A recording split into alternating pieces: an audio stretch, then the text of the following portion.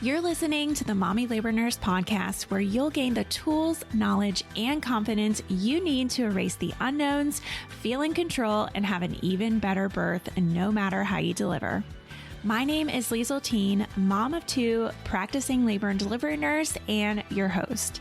From over 8 years and counting of working at the bedside, I know that knowledge is the key to an even better birth. So tune in each week to learn about all things pregnancy, birth, and postpartum from me, a labor and delivery nurse that's seen it all. And now let's get into this week's episode.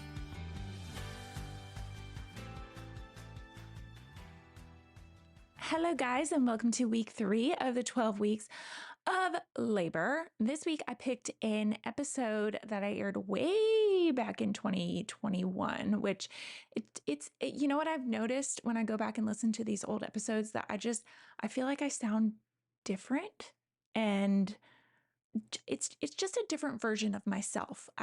Maybe I'll open up a little bit more to you guys about my life and just some personal things I've been going through lately. But I've gained a lot of knowledge, I'll say, and experience along the way.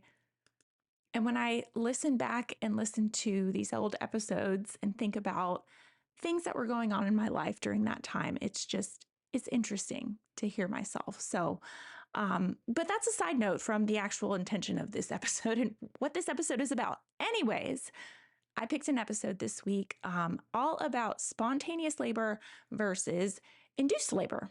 And I thought this was a good one to re-air because this is a question that I get all the time, like why spontaneous labor is typically preferred, okay? But why induction is also a good option for a lot of people. In this episode, I also talk about medical induction and what that entails, and just kind of touch on that from my viewpoint as the nurse. And you guys love to ask questions about inductions because I get it. It's just, you want to know what you're getting yourself into. So I thought this was a really good, informative episode for week 3. So let's jump right into it. All right, guys, let's get right into this episode all about induction. So I figure I would start off this episode with talking to you guys about just some stats on induction and when people go into labor and all that good stuff. So first off, just how, if you think about your baby and how all babies reach different milestones at different ages, like some babies roll over at 6 months of age. Some babies roll over at 2 months of age. Some babies roll over at 4 months of age. Some babies walk at, 14 months, 9 months. Like there's such a wide variation.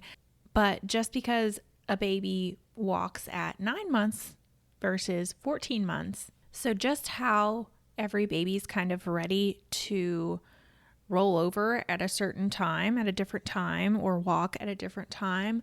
Every baby is ready to be born at a slightly different time. Okay, so some babies are going to want to be born early, right? Like early, like 20 some weeks, and then some babies are going to just sit there and cook until about 42 weeks, and that's just how it goes.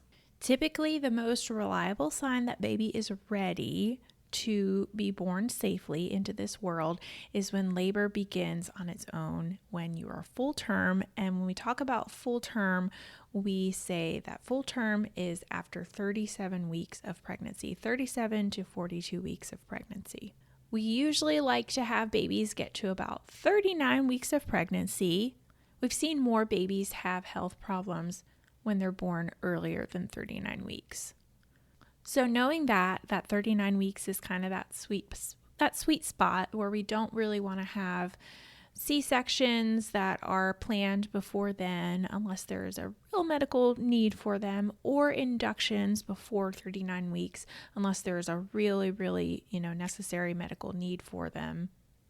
They've actually changed the full term now to mean between 39 and 40 weeks instead of where it used to be 37, like anytime after 37 weeks.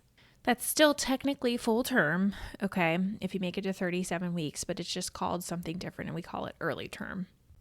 All right, so going back to term, so 39 weeks, a lot of the big thing that comes up when people talk about inductions is this study that came out, I think it's been a few years now, the ARRIVE study that looked at a few different things. I actually just looked it up. It was from March 2014 to August 2017, and there were 6,100 women who were randomized at 41 different hospitals, one of them being my hospital that I currently work at. And so out of these 6,100 women, about half of them, about 3,000 of them, were assigned to the induction group, the induction of labor group, and then the other 3,000 were assigned to the they call it expected management group. Basically, they went into labor on their own. And what they found was actually pretty interesting. So first of all, the reason why they did it was they wanted to see if elective induction at 39 weeks gestation compared with expectant management. Expectant management means just seeing if you'll go into labor on your own. They wanted to see those two different groups of people with first-time moms. If the induction people, the people who are getting induced, if that reduces the risk of perinatal issues, mortality, and neonatal mortality. So, health issues with mom and health issues with baby. And so what they found after doing this study was that in the induction of labor group, the need for neonatal respiratory support was significantly less. Okay. It was needing respiratory support was 4.2% in the expectant management group versus 3% and that doesn't sound like a lot, but I mean, it was a large study, so it is.